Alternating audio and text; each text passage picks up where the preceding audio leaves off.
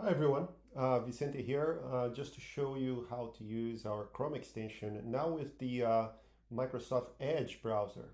So assuming you already have installed the extension from the Edge extension store, you can just kind of come in here and click, you see the AI Drive side panel, and we're just going to click here, which will make it always available here as this little icon on the side panel there. So great, so you can just click on this and now AI Drive is going to open right next to our GPT, which is great. And we're going to go in this folder. I'm just going to show how you can make it work really nice. So here we have this book, Great Gatsby. We have this new little icon here where you can just copy to clipboard, which is great. One click. And then you go and say, prepare a report on scenes related to Gatsby's origins. Let's see if it does a good job at that. I'm just going to put here the link that we just copied, and then let's see it do its magic.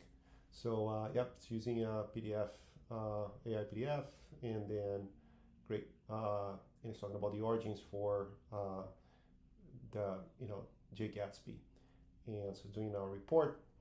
And the cool thing is that you can always click here and you see what it actually did, which was, searching for Gatsby's origins in the book. And it's searching for the meaning of, the origin of Gatsby, not the exact keywords, which is, I think it's really nice and powerful. So we got this, this nice report here, and it's got references and everything. And what we're going to do in the new Edge extension is just go here and then save GPT chat, and I don't want the whole dialogue, I only want the answers. And now we have this, it's really nice, and we can just say, maybe we put a little title here, such as Gatsby's origins, and I'm going to make it heading 1, great. And the other thing I'm going to do is just gonna put a little nice image here.